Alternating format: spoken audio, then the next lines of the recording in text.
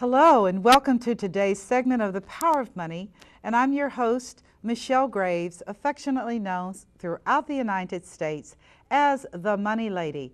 I've been in the business of investments, insurance, real estate, banking, and international finance since 1976.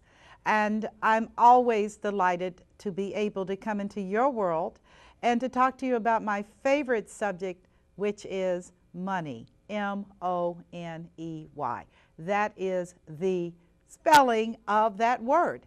And today's segment, I am going to be talking about, for the next hour, young people, teenagers, people under the age of 18 who are horribly and inadequately equipped to face the world of money. For those of you that are listening, please encourage your young people to sit down and to listen to this show.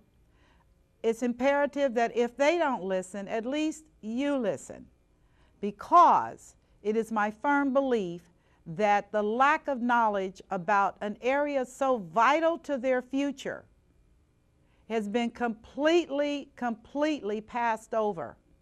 And for some reason, and I don't know if it's just parents don't understand how serious this is, or maybe you as parents and grandparents, since you didn't have any money, since you didn't have success, since you're struggling and scrounging around, that you feel that, well, I don't have time to spend with my children, family members, talking to them about success, wealth, money, prosperity, and all of these things.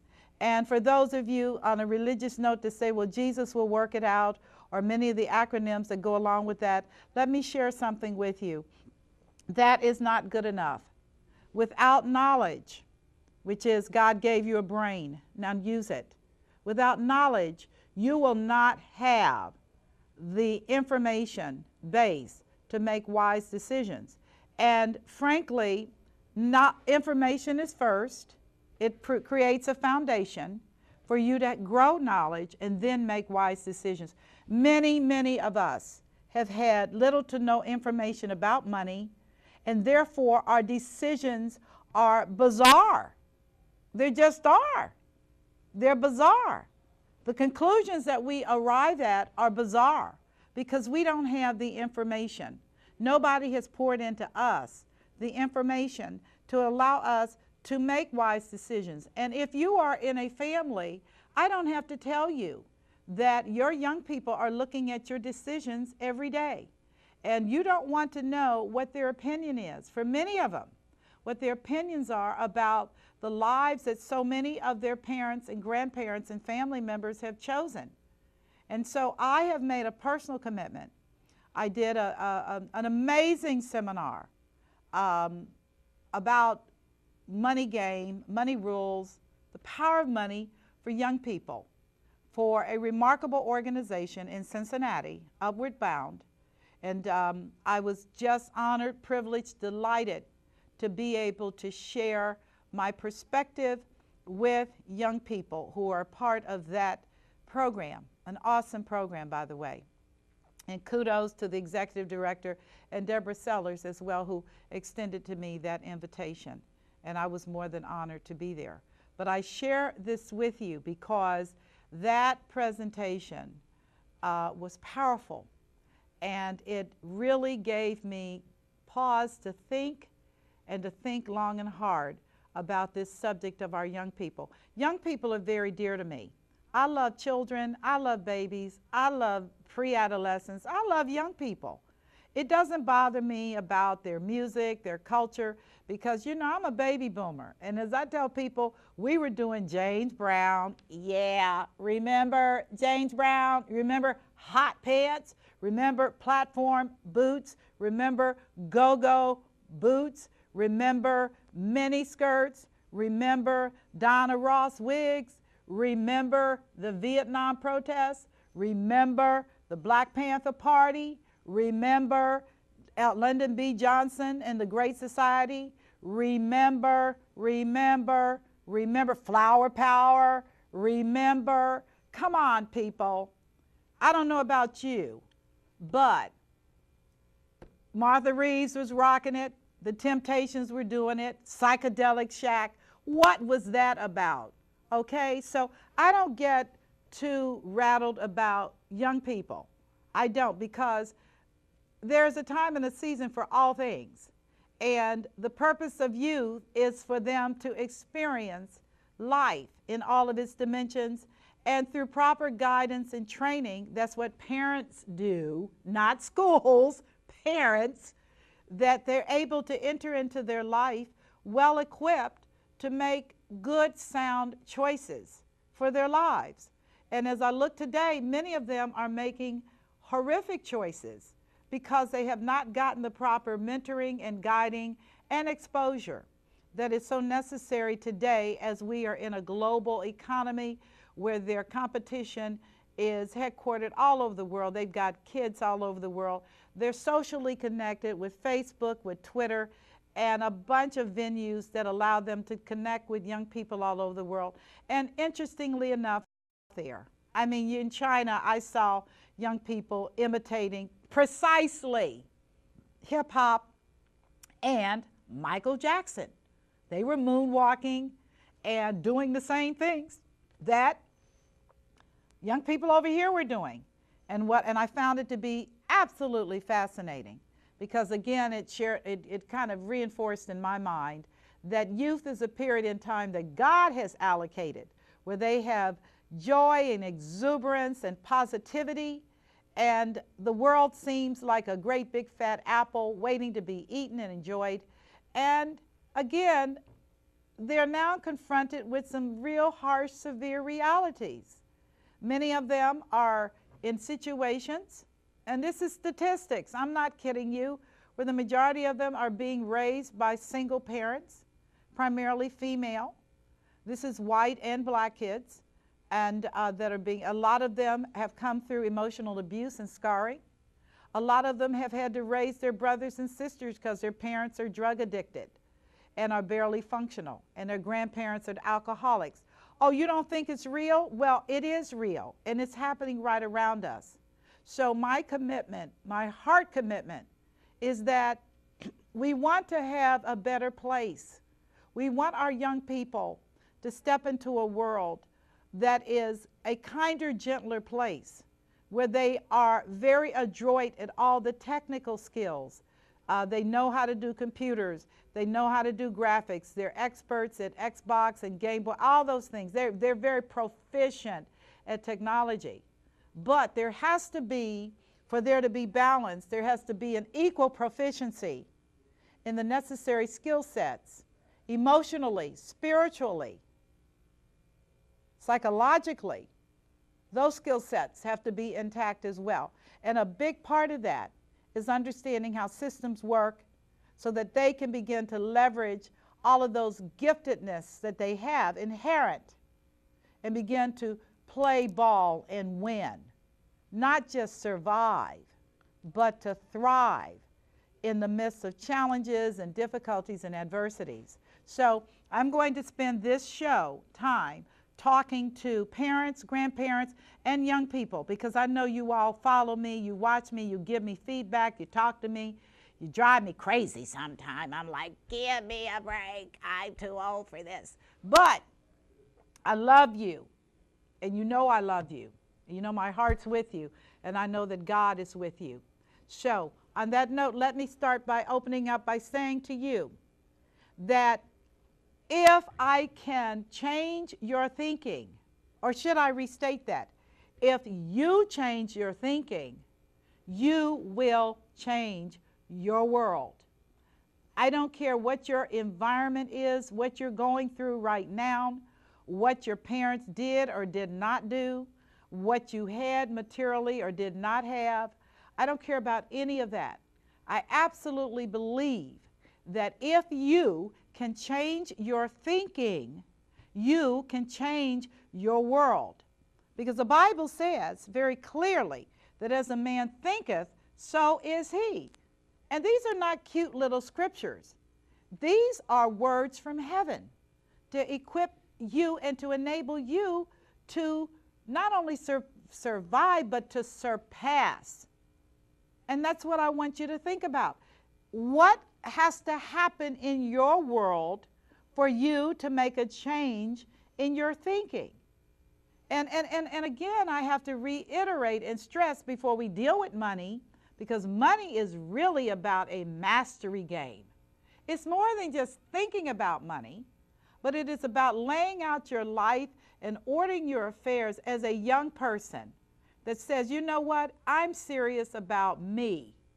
I need to do what I need to do to make sure that my choices are beneficial for me, that the outcomes of my life work for me, that I'm not stuck in a rut, that I'm not looking at everything from the dark side, and that because you know what, you can look at a cup as half full or half empty. It's all about your perspective on a thing. So my focus was, is, and will always be, is what's going on in your head. Listen, when I was in high school, Walnut Hills High School, to be precise, in Cincinnati, Ohio, a very prestigious college prep school. There was only a handful of African Americans at that time. And I had always been a geeky little kid, loved books, loved science, loved math. And can you imagine, I graduated in the top of my class, an achievement back then. And my high school counselor, a German lady, told me that I needed to learn how to prepare myself to be a secretary, to type, because I was straight A's. I got excellent grades. And typing was easy. We all had to take typing and home economics. Can you believe that? And I didn't want to do that because I wanted to be a scientist. That's really what I wanted to do. And for her, that was an absurdity, an absurdity. And she counseled many of the African American students to become secretaries, to become office workers. That was what her view of us was.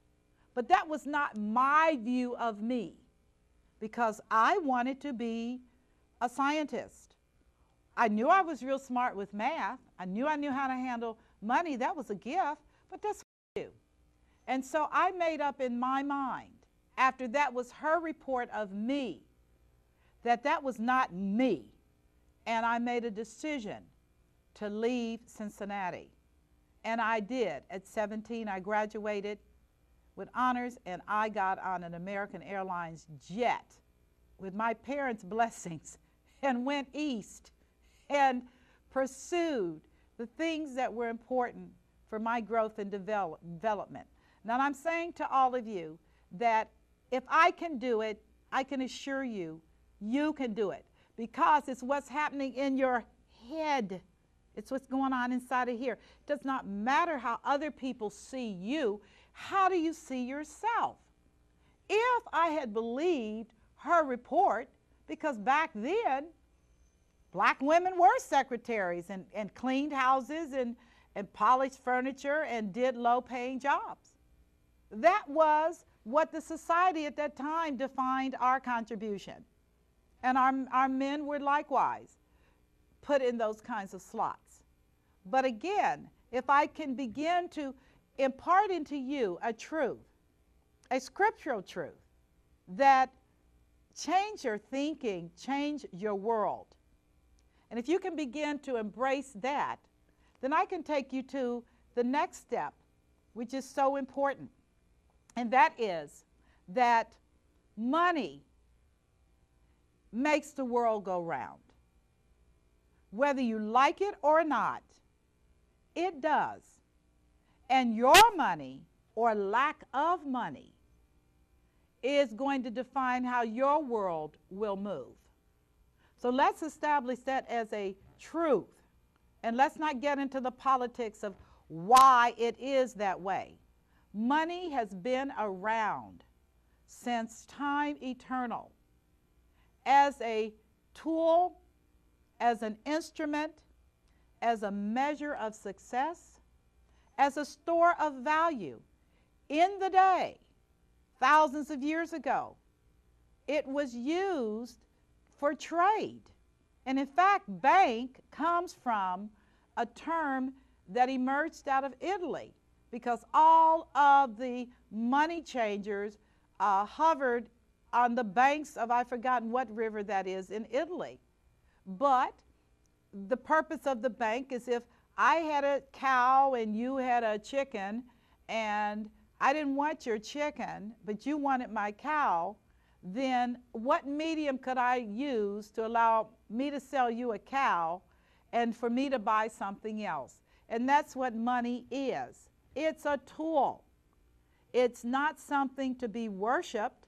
It is something to be respected, because everybody all over the world uses money as a venue for trade and for transaction. Well, those who've been able to exercise money carefully, and money does need to be exercised, okay? Those that do exercise money carefully become successful. And then money becomes a measure of success. Because if you trade enough cows and you accumulate enough money, then you're able to use that money as a store of value to buy things. Now, as I share with people, money, young people, is not wealth. And I know this, about this rain and money. I already know that. But what I'm talking to you about is how to rain a blizzard. It's not about raining a couple of dollars or hundreds, Benjamins.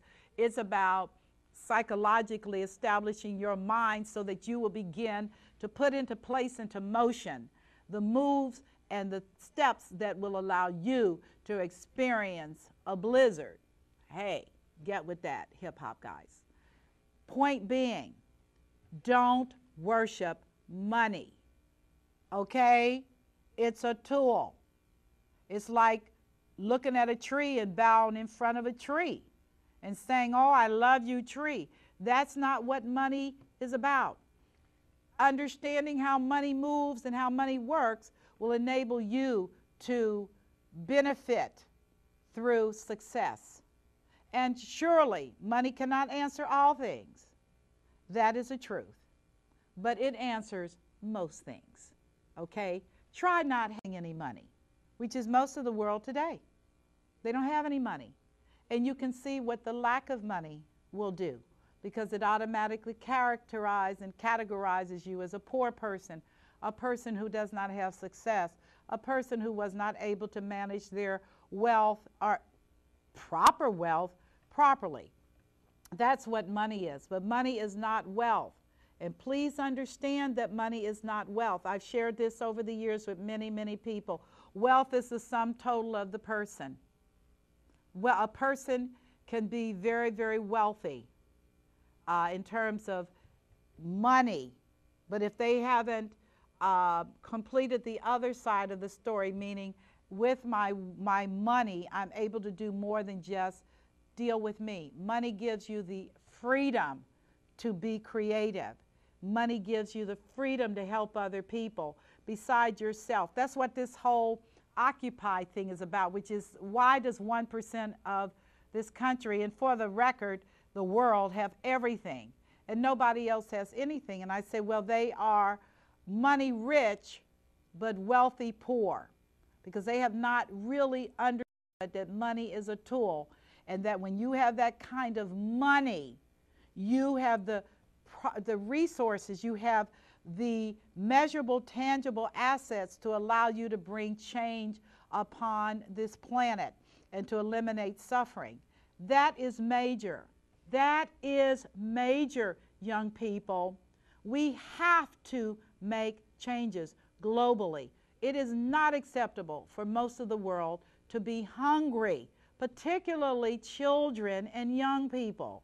The brain is developing. Without food, you will have a nation of people that are mentally challenged and are limited in their abilities. So again, that's why I find the notion of a person having a lot of money, it's inconsequential to me if they don't understand wealth, which is the creative capacity to put into motion the things that money can facilitate. The other measurement is that in other countries, most notably and most recently with Omar Gaddafi, wealth in other countries has to do with owning people. Because when you are a king, you not only have all the money, but you also own the people. And I'm not talking about slaves, but chattel slaves, as was the African-American experience where we were subhuman. But I'm talking about in other countries where there's monarchies, where the people swear allegiance to the king and he owns the people. That's major. And that's considered human wealth because they now own people. I don't happen to believe that's a godly thing. But I will tell you that when you talk about wealth versus income, be clear that people that own people are incredibly richer than people that just have money. So please understand that wealth is an ability to leverage your money creatively. Wealthy people have more time to think and to dream and to know that they have the means to make that happen. Wouldn't you like to be able to just dream all kinds of things and know that you have no limitations for making it happen? That is truly what wealth is about. That is what it is about. It's about the ability to actualize all those dreams and to be able to execute through the venue called money whatever you want. Major. Major. So we understand that money's a tool. Money does not answer all things. And be clear, if you're on an island and your boat has sank and you're a rich man with 50 boats at port someplace else waiting for you, but you're stuck with no money, is that your problem? Is money your problem? Or is a functional boat your problem? So please do not worry. Money cannot cure forms of cancer. Money cannot make you live forever. Money has limitations. Believe me, there are many, many rich people, and some own humans. And they have a disease that's incurable. And all the money in the world cannot resolve their situation. Money cannot assure you an eternity of peace. It cannot. Sorry, there are many people that are rich, that have money, but sleep restless nights, can't get to sleep, insomniacs, anxiety, worry, stress. Why? Because money has made them feel, and actually money didn't, their own what's going on in their head made them feel that they're gods. But you know what? Try to sleep when you're trying to run everything and trying to control everybody. Not a good way. So again, it's not that money has attributes that personally are good or bad. It's a tool. So I want you to understand that. And how you use it will literally set your destiny in motion. Young people, hear me well. So let's talk about this thing called money. And the first thing I want to tell you is that it is a game. It is a money game. And like any game, you have to know the rules of engagement. It's kind of like Monopoly, which I love, by the way. I haven't played in a long time, but I still liked it. I still like it. Play it again now. If you don't know a game and you don't know the rules, then the outcome is going to be not so good. It's kind of like football. And if you're looking at football, the football is what had better happen over the goalpost. All the players are lined up. You got your watchers, your game watchers, and then you got your game players, and you got winners. And in the money game, winner takes all, trump. Boom. You don't remember the losers from the Super Bowl. And you may remember watching it, but you don't remember your emotional content. And that is really the way money works. It is a game. It has rules. It has terms of engagement. It has lots of things that people that don't know it's a game, they can go through life thinking all kinds of things and not understanding that a game is being played right in front of their face. Period. Your decision to watch this public access show, which I've consciously chosen, this venue, I don't want to be on commercial television right now. I've been there, done that. I already know what that's about. That's money for real. It's not money for you watching it. It's money for the people that own the station. The advertisers that pay to advertise their stuff on the station to alter your buy decisions to make them money. It's a game. They're okay with the terms of engagement, but do you know the terms of engagement? When you sit down and watch television, who's getting paid? Are you a game watcher, a game player, or a game winner? Game watchers get nothing. Game players, maybe, but game winners take it all. So, who gets paid the most at the Super Bowl? The winner does. Who gets paid most in basketball championships? The winner does. Who gets paid the most in the world of business? Whether it be Facebook with Mr. Zuckerman, a young man who's a billionaire, he gets paid because his money game worked. And I'm a Facebook user. And I know he's making a pile of money. And you know what? That's okay, because this young man has a real clarity of what it's going to take for him to make it happen. That's called creativity and energy. He's young. He wasn't rich. He's rich now. But he had creativity on his side, and that's why I think that's a remarkable thing for him as a young person to step into that like that. Just remarkable. Let's talk about money rules. And I want you to sit here and really get this. This is why the playing field is truly level. It doesn't matter whether you come to the playing field with more money or not. Your family's rich, family's poor. Doesn't matter. It's all happening up here in your head. What can you create? What's inside of you that people don't even know about yet that can change the world? You can change the world, young people. Did you know that? You can change the world. My generation, we've had our time, our season. Most of us are retiring and bailing out because, you know, it's just what it is. You cannot run like a 20-year-old. I don't care how buffed out you are and how many juicers and how organically you eat. Your body is not going to look like a 20-year-old who's just getting started in life. That's not going to happen. But you all, your generation, if you're focused and disciplined and understand the money game, you can change the world. I am excited about the possibilities and the prospect if you're willing to change what's going on in your head. Okay? Step it. Now, money has rules. Okay? Like every game. Can you imagine the quarterback running the ball for the wrong team? Would you say they have problems? Well, that's what happens when you play games and you don't understand that there are rules in terms of engagement. Like I said, there are winners, there are losers.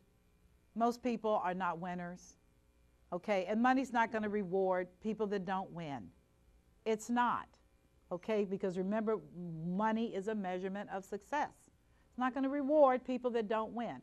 So let's talk about some of the money rules. And the biggest money rule for me, trumping everything else I've dealt with and taught over 36 years, is that time is money. How you spend your time is going to tell me whether you are broke or whether you are on your way to financial success.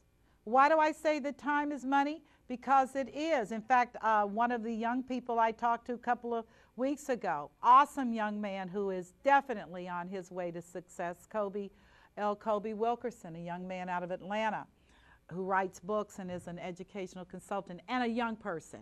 Oh, he's so smart. Oh, he's so smart.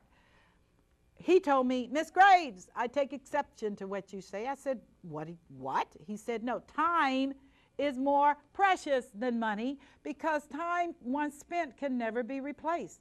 Money you can get again. And I told him, you are so right. People that waste their time, squander their time, don't respect their time, are people that have no money. Money is not going to show up in that situation. It's not. And if you as a young person allow other people to waste your time, spend your time, and you don't get anything in return from it other than, oh, those are my dues. Those are, I'm like, you got to be kidding me. In 10 years, you won't even know these people. What are you doing with your time? You have 24 hours in a day. If you subtract out 8 hours, you have a balance, and that time is open. Subtract out another maybe 6 hours for school, and how much time do you have left? Don't forget your weekends and Sundays, because that's, again, time. If everybody starts off every day with the same amount of time, whether they have money or not, everybody starts off with the same amount of time. So, how much time are you wasting? Is your day ordered, or is your day squandered? Do you spend most of your activities on socializing and doing what everybody else is doing? So you're not really a game player, you are a game watcher. The game is going on and you're watching it go by. Well, again, that's a formula for poverty. It's coming. It's going to look at you right in the face. I'm amazed at the amount of time people can spend in front of a television or on an Xbox playing a family game where you're warring against each other. Now, I do respect everybody needs a little rest time or break time. But as I share with people, how in the world do you have that kind of time to waste? Really? Unless you have stock in the companies, Microsoft, or somebody who's producing these commodities that people are using. How much of your idle time, and I say idle because it's not productive, not for you, it isn't. Well, I like doing it. Well, you know what? A lot of things in life are based upon emotions. But the thing about money, money is not an emotion. Money is a responder. Money will respond to your emotions. So if your days are spent doing nothing, they're not spent building your brain, they're not spent at the library, they're not spent reading books, they're not spent focusing on your gifts because you know what you do well. You're not spending time on those kinds of initiatives. Well, I'm going to tell you something. If you live this kind of a life as a young person, the prospects of you changing over time are going to be very, very, very bleak.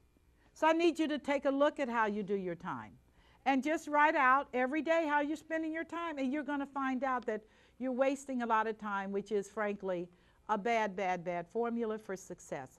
Time is money. And I will tell you, anybody that you allow in your space to waste your time is going to cost you money. Why? Because you could be doing something to make you money, or laying the foundation for you to create some things that are going to create revenue streams for you on down the road. It's just what it is, okay? This is not a feel-good show. This is about the money ladies talking to young people that you all, I love you so much. I want so much out of all of you, Latinas, blacks, whites, male, female, gay, straight. I don't care. I love young people because this world is your inheritance. And if things don't change soon, it's going to be scary. It simply is. And frankly, many of you, your parents didn't tell you anything. But I'm telling you the truth. And I'm not cutting back. I'm not backing down. I'm just telling you the truth. So time is money. Don't allow other people to waste your time. Don't let other people empower you in that way, or I should call it disempower you, because when you let them in your space and they're not talking about anything, they're officially wasting your time. And that begins to add up. One young man said to me, I would like to be a billionaire. And I asked him, I said, do you know how many years it takes to count 1 billion numerically? And he did not know. And I said, it takes 96 years. They've actually documented. I said, now, if you're prepared to invest 96 years into counting all the numbers to aggregate to $1 billion, I said, then you're on your way creatively to doing something amazing. And he stopped because that was a shock, because he didn't expect it. But like I tell people, I don't want you to fantasize. I want you to dream dreams that become real for you. I'm not interested in you babbling on about, I want to be like this sports star or this hip hopper. I want you to do you. I want you to be you, because you are the very best that God created for you. Nobody else can do you. Nobody else can be you. Nobody else can think like you. So I want to see that creative capacity codified into the term called financial success. So we know time is money. Let's talk about another money rule, and that is money will never show up and stay on the steps of a fool. Sorry. Money does not respect stupidity. Money does not reward bad decisions. Money certainly does not show up when you've made a miserable choice. Now, I'm going to say something that's going to upset a lot of you, particularly you females. It has been my experience as a female, because I'm certainly not a male, but the notion of being financially successful and having children on your own is not workable. And that may come as a shock for you. But the truth of the matter is, statistically, single mothers raising children do not have money. Now, a lot of that has to do with, again, children are expensive. $100,000 to raise a child to adulthood. Say, you're kidding me. Right, children are expensive. To give them the lifestyle that you would want your child to have is expensive. And people say, well, you know, money lady, you were a single woman. I said I was divorced and it was hell. Yeah, I did say it. It was not easy.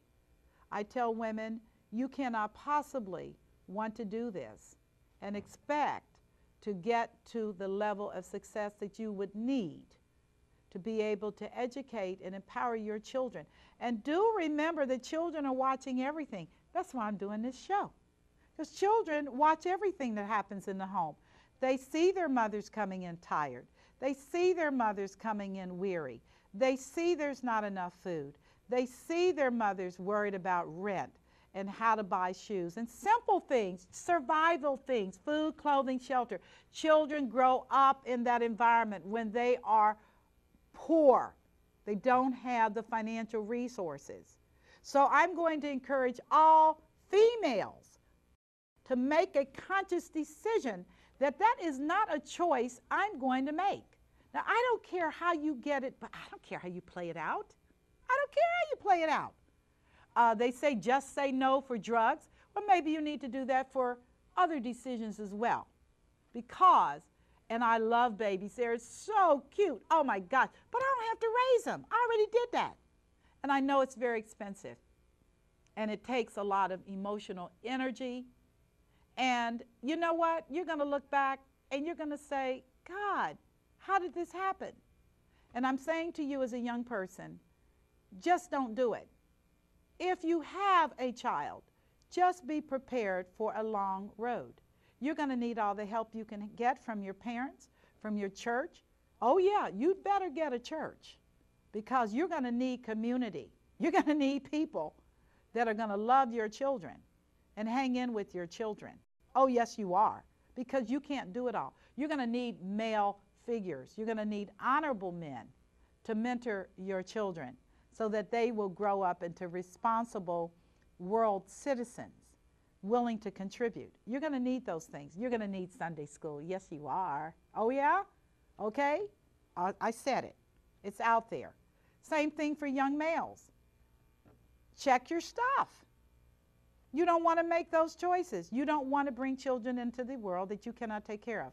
I raised my children that way. Don't have children that you cannot take care of because children are expensive. And you have to be willing and mature to not just take care of them financially, but to mentor them as success models. I share with people all the time, adults come home, oh, I hate my job, I can't stand my boss, blah, blah. And I said, your children are sitting there listening to all of that. And then you want to know why you can't get them out of your house? Well, what person's going to want to leave the safety and comfort of home to go into the work world when you've already told them for 18 years you hate your job?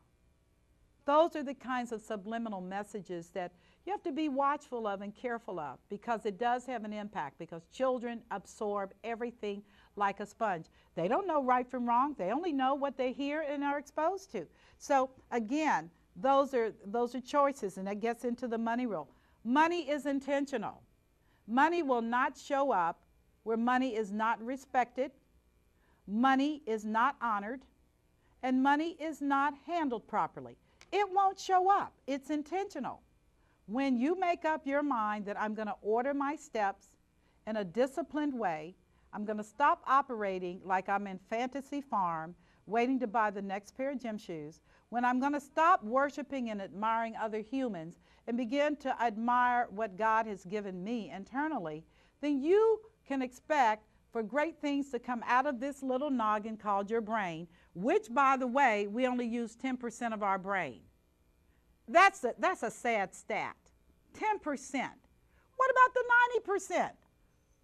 That's for another show. But I would like you to focus on the creative things in you that will make money show up. And money will probably show up in the form of other people. Money does not show up as Chris Benjamins or dollars or hundreds. Money shows up in the form of other people who can help you and facilitate your agenda. You say, I want to become an architect. And this was a question I asked. If you want to be an architect, have you developed relationships with architects? Well, what would they do? Well, you'd be surprised. You'll never know until you knock on some doors and ask if you could just watch and learn. That's how it happens. Money shows up through other people. It does not show up from manna from heaven. It shows up through other people. Say you want to be a writer. Network into writer guilds and learn about writing. Perfect your craft. There are publishing companies. That's not the venue today for many, but there are writers all over the place. So hone in your skills in writing. If you want to be a photographer, take pictures everywhere and learn from the best. Always go to the best. That's why I share with people, I consider myself one of the best in my game, which is money. I tell folks I've been a craft at my game for 40-something years. I'm supposed to be good. I am, if nothing more but by repetition. I'm supposed to know something, all right? But I've been blessed. That's my creative capacity. I've been blessed in the area of biochemistry. I love how things work scientifically. I love math. That's just the way God wired me. That's what I do. Doesn't mean that's what you do. But whatever you do, become a master at your craft. And you cannot become a master so that money can show up through people if you're wasting time with people that are not going anywhere. Now let me tell you another money rule. And that is money responds to risk. If you never take a risk in life, I can assure you that the outcome of your story is going to be a little sad. Money likes risk. This is why when you look at corporations, somebody had a creative idea and somebody was willing to take a risk to do it. It just didn't happen. There's a misnomer that rich people just got rich. Well, that may be their children, but the person that birthed that idea worked very, very hard. When you look at Walmart today and the founder of Walmart, he worked for years with his idea. And after 40-something years, can you imagine 40-something years, he hits it big. And that's interpreted. I believe the man went to his grave working every day and trying to make his dream a reality for so many people. So it has to start some way, somewhere, and again, it has to start with you. Now, my challenge to you, and I can talk about more money rules, which is money will not show up if you don't respect it. Money's like a kept woman. If you don't do her right, she's going to leave you. Yeah, money is truly not the root of evil. It is the love of money. Money is not evil. The love of money, where you covet it, where you can't function without it. Now that's evil. But please, anybody that says to me money is evil, I'm going to tell you, you need to get your scriptures right, because it is the love. And many people love that thing. I don't understand why they like to worship a tree. Like I said, money's made from a tree. I'm like, oh, you're into tree worshiping? I don't do trees. Nice to look at, but I'm certainly not going to bow in front of one. So my word of encouragement to you as young people listening today is to take stock of where you are today. Look at the decisions you've made. Look at your environment. Look at the life path you want for yourself. You're always free to change up. And oh, wait a minute, let me give you another money rule. Failure is okay. Multiple failures are a part of living out life. But do not abandon that thing in you that's driving you to do that. So you say, I have an idea, but nobody's for me. And I will tell you that most people, look at Abraham Lincoln and his story, look at most inventors and their story, full of rejection, because money wants you to work. You got to work. You got to work it. You got to work it for it to show up. How much do you want it? And then, how willing are you to work long and hard and disciplined and focused to make it happen? Okay? I'm just sharing with you. We live in an amazing country. We live in an amazing world. And we serve an amazing God who is not limited and has given all human beings creative capacity. Every day, new ideas, new concepts, new dreams, new opportunities, new interfaces, all of that in your head. But if you choose to be negative, money will not show up. Oh, sorry. Money does not flow with that. Money wants you to be engaging, which is, I just welcome the opportunity to do something tremendous and great today. And you can tell your friends, and I don't have time to talk with you because I really got to work me. You know, y'all got to really do this for me because it's important that I live out what I have been set to do. That's very important as we move ahead. So, what is your challenge? What is keeping you from doing you? What is keeping you from stepping into the dimension of greatness that is our right as human beings? What distinguishes your world of no's from my world of yeses? Because as I tell people, my response today is yes and yes. It's not a yes and no, it's a yes and yes. I don't like to be around people who are always on the no side. Because as I told them, while you're saying no, I hope you know that your no's are setting you up for no. Money says no way. So, the engaging in the conversation, the dialogue that says I am fully equipped to master whatever I set my mind and my energies to, is awesome. It does not matter what your family background is. All of us, all human beings, hear me, all human beings have crazy families. Yep, God's got a sense of humor. He does, because in every family, you're going to find diversity, you're going to find opinions, and you're just going to say, man, are we nuts? And the answer is, yeah, and so what? That's what makes life interesting. Are you willing to roll with what you got and make it happen? Are you willing to sit on the sidelines and criticize, point fingers? Are you willing to say, you know what, I'm in this game and I'm in this game to win. I'm not in this game to be a participant and have a nice day. I'm really engaged in this thing called money. And I'm going to make it happen for me because there are too many things I need money to do for me and for other people. This is so very important. Money is a tool. Money needs a venue. Money is not controlled by one person. And let me tell you something, you cannot take money with you. Because I have yet to attend a funeral where a hearse was backed up to a bank with a tow chain on it. You cannot take money with you. When the game is over, young people, you will die. That is an absolute guaranteed truth. They have not mastered eternal life on earth in a human body. Doesn't happen. Finite amount of time to do some things. And my encouragement to all of you is to make that happen and make it happen big. Why do little when you can be big?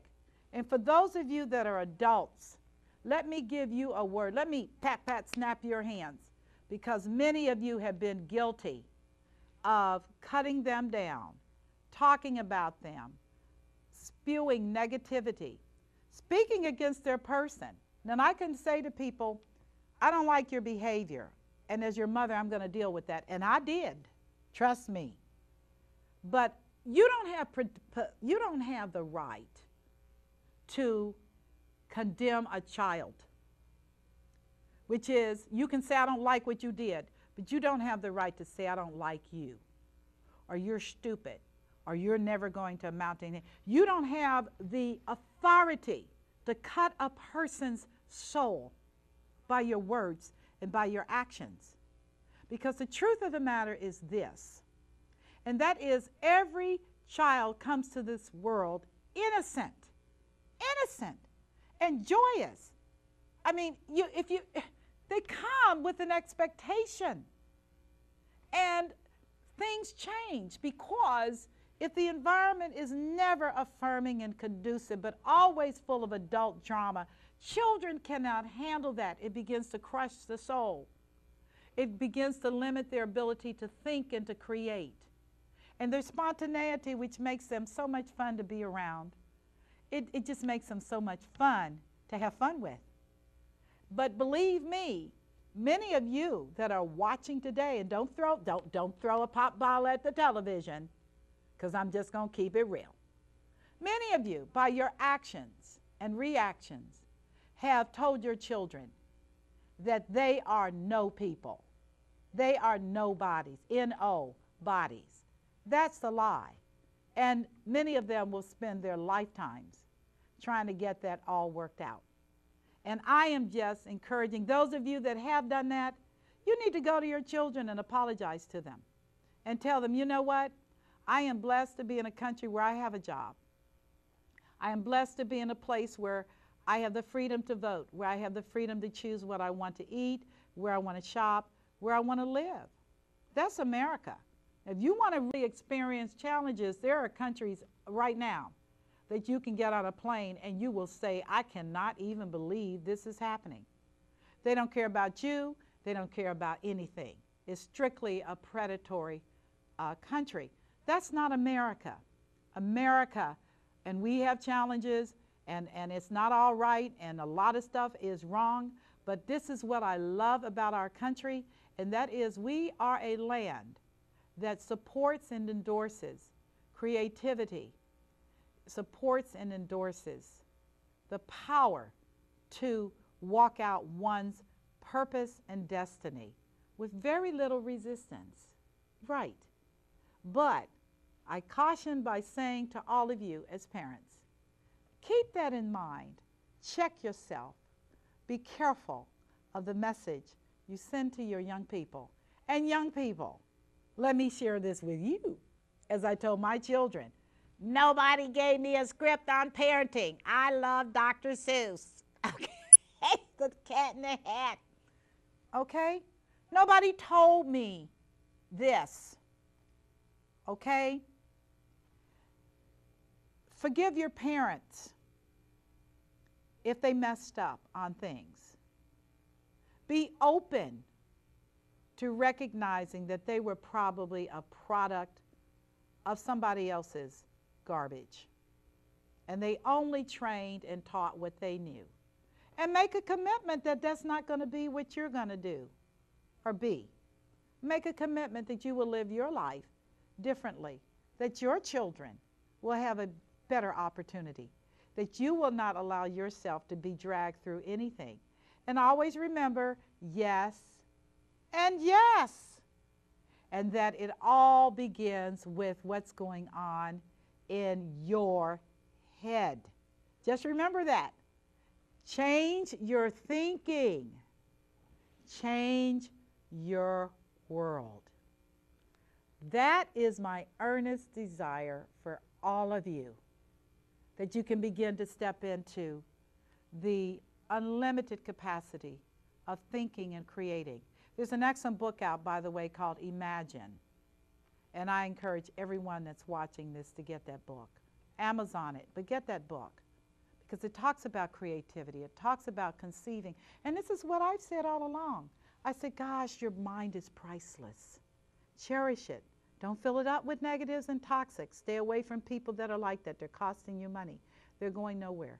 And commit to live your world expansively, abundantly, having love and compassion for everybody, because we're all human beings and everybody's trying to get through the day. And that's the truth. So I sign off today's segment of The Power of Money for Teens with, I hope you enjoyed the show. I hope it gave you food for thought, meat for action. And as always, I love you dearly. I am Michelle Graves, the Money Lady, and God bless you today.